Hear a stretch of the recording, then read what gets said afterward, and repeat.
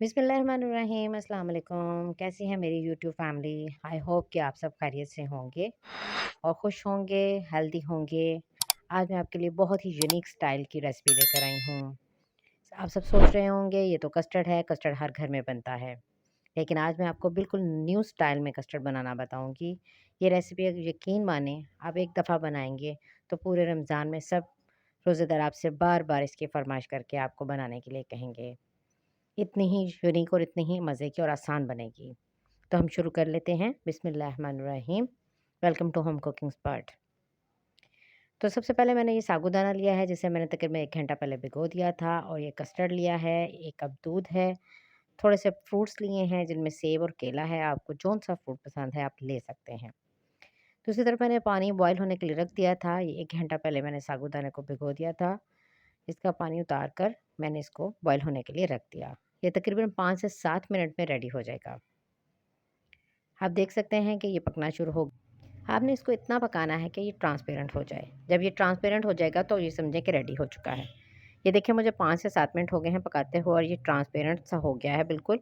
अब इसका मैं पानी निकाल दूँगी। आप इसको एक साफ छन्नी लेकर उसमें इसको छान लें और इसका पानी निकाल दें, ठीक है?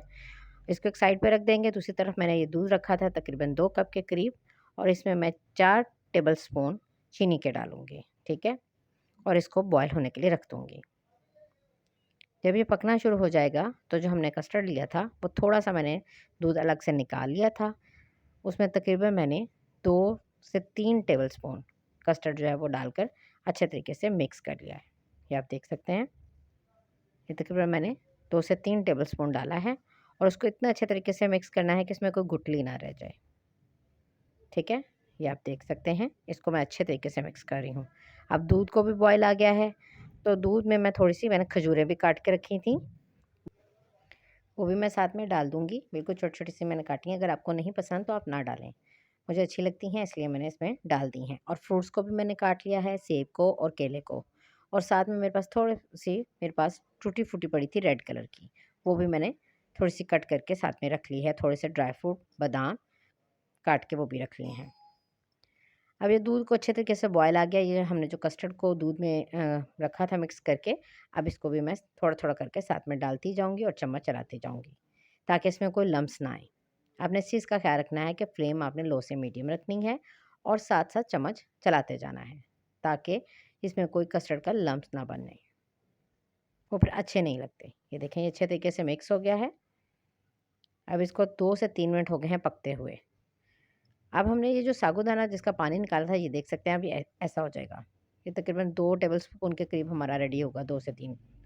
पहले मैं हाफ़ डालूँगी, उसको चेक करूँगी मिक्स करके कि वो कैसा इसमें मिक्स हो रहा है। उसके बाद फिर अगर कम लगा तो बाकी भी मैं इसमें डालकर सारा मिक्स कर लूँगी अच्छे तरीके से। और उसको भी तकरीबन 1 से 2 मिनट पकाने के बाद बंद कर दूँगी, और इसको बाउल में ट्रांसफ़र कर लूँगी। अब इसे हम ठंडा कर लेंगे अच्छे तरीके से। मैंने तकरीबन इसको आधा घंटा ठंडा किया है रूम टेम्परेचर पर। उसके बाद ये मैंने फ्रूट्स कट कर लिए थे। इस चीज़ का आपने ख़्याल रखना है कि ये फ्रूट्स और टूटी फ्रूटी जब आपने डालनी है तो कस्टर्ड आपका ठंडा होना चाहिए, गर्म ना हो।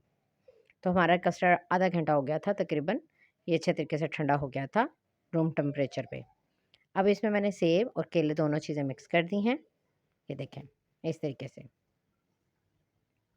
उसके बाद ये थोड़ी-सी टूटी फ्रूटी है, ये भी मैं साथ में डाल दूँगी, और इसको डालकर मिक्स करके फ्रिज में रख दूँगी। कम से कम 1 से 2 घंटे आपने इसको फ्रिज में ठंडा होने के लिए रखना है। फिर देखिएगा कितने मज़े के ये बनते हैं। इसी दौरान जो लोग मेरे चैनल पे नए हैं उनसे मेरी रिक्वेस्ट है कि वो मेरे चैनल को लाइक करें, शेयर करें और सब्सक्राइब करें, और साथ लगे हुए बेल आइकन को ज़रूर प्रेस करें, ताकि उनको मेरी हर आने वाली वीडियो का नोटिफिकेशन मिलता रहे।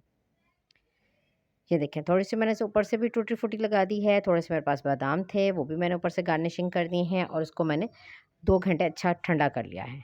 आप इसको इफ्तारी में सर्व करेंगे साथ में, तो जब रोज़ेदार इसको ठंडा-ठंडा खाएँगे उनको बहुत पसंद आएगा, वो रोज़ इसकी डिमांड आपसे करेंगे। यकीन मानिए ये इतने मज़े का और इतना टेस्टी बनता है, और वो आपको दुआएँ देंगे, और आप मुझे भी अपनी दुआओं में याद रखिएगा। नेक्स्ट वीडियो में मिलूँगी। अल्लाह हाफ़िज़।